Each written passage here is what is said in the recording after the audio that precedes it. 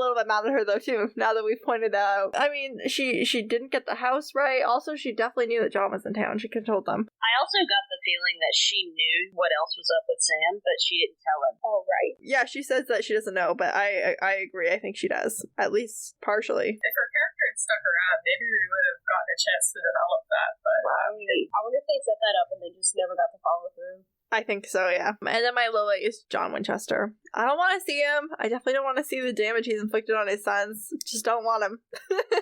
And then mental health check. I'm not a psychologist, so this segment is based purely on my own opinions. And weekly reminder that if you're struggling with anything at all, please reach out for help. This week was, I don't know. I don't even know what to say about this week in regards to mental health. I think we highlighted a lot of their trauma, but the way they faced it was actually pretty good, all things considered. Like, Dean didn't have the big anger reaction. I think that's it. The trauma is there, but there's no getting rid of that. Like, that's just part of who they are. I think as far as dealing with it goes, they've done worse. Yeah, true. Faced it pretty well. A few times they got a little bit close to yelling at each other when it wasn't really warranted. I don't like that. Right. The crying, Dean with the crying and being really lost on that phone call with John, it makes me worried because he doesn't know how to deal with that, so he just has to bottle it up until it gets to a moment like this where he breaks. And sometimes Dean breaks like this, and sometimes Dean breaks with anger, and the anger is what worries me, not so much for Dean himself. I mean, it helps him to cope. I worry for the other people in Dean's life. Right. The Sams of the show. Yeah.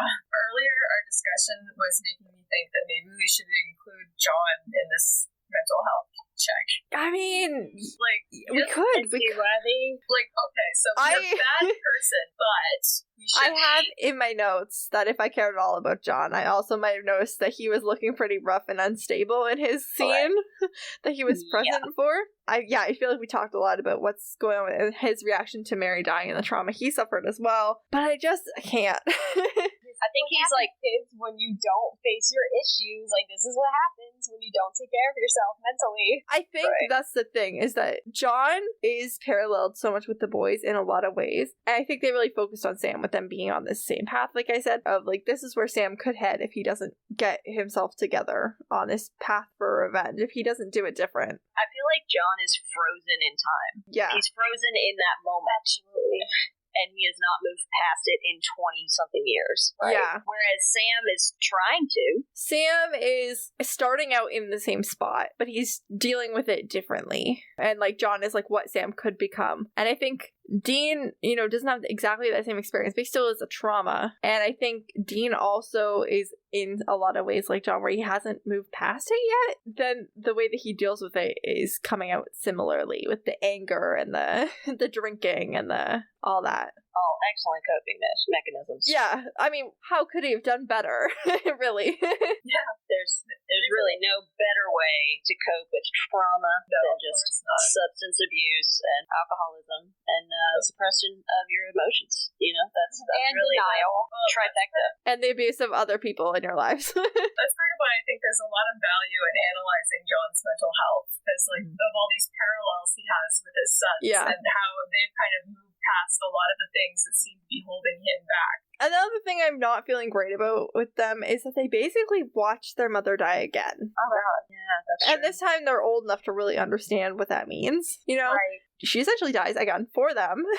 Like, they understand what death is. They understand what a sacrifice is. Like, yeah, something's happening there. They need to keep working on how they're going to deal with these traumas, because I'm concerned, I guess, is where we're landing. Right. Soul transactions, none this week. And to finish off this week's episode, we have Line of the Week. So, Jordan, what did you pick for Line of the Week? John Winchester, I could just slap you. Why don't you go talk to your children? That's what we've been saying this whole time. Lucas, how about you? I don't exactly have a particular line. I would say, actually I do have one. Sam saying to the kids, take your brother outside and don't look back. That's pretty good. Yeah. Julia, how about you? Missouri's boy, if you put your foot on my table, I will whack you with a spoon. That one was my favorite. list. Yeah, that's amazing. Meredith? I chose the same one as Lucas, and we haven't really discussed yet, like, it's amazing because Sam has transitioned from the kid being protected to the one doing the protecting, and I just love that. Oh, yes, so good. Oh, yeah. It's a really perfect parallel, honestly. Kudos, Eric. I know I was a little harsh on you earlier, but you did good when you wrote that scene. Well done, sir. You are capable of goodness. Direction, well done. Jared, you acted like great. Perfect. Everybody, you pulled it together for that scene. Mine is Dean saying, hey, am I boring you with this hunting evil stuff? I just think that's funny. Yes. It's funny without the misogynistic thing that he said right before it. Right. Or after. I can't remember if it was right before or right after, but yeah. It was funny and not misogynistic, so I liked it. We love this. So that is it for this week. I have been KJ, and I'm going to let my guests reiterate some of their plugs. Meredith, let's start with you. Awesome. So I am at Shades of Dianera on Tumblr and Instagram, and if you go there, you'll see lots of drawings for the fantasy novel I'm writing. And Jordan, how about you? I am Jordan. I am at PsychicChick21 on TikTok and also YouTube. Amazing. And Lucas? I am Lucas, and I am also on TikTok at Dr9696 and also on Instagram of the Dr26. And Julia? I am Julia, and my TikTok is at honorary_idget_67. And yeah, you just get to hear all my brain worms on that.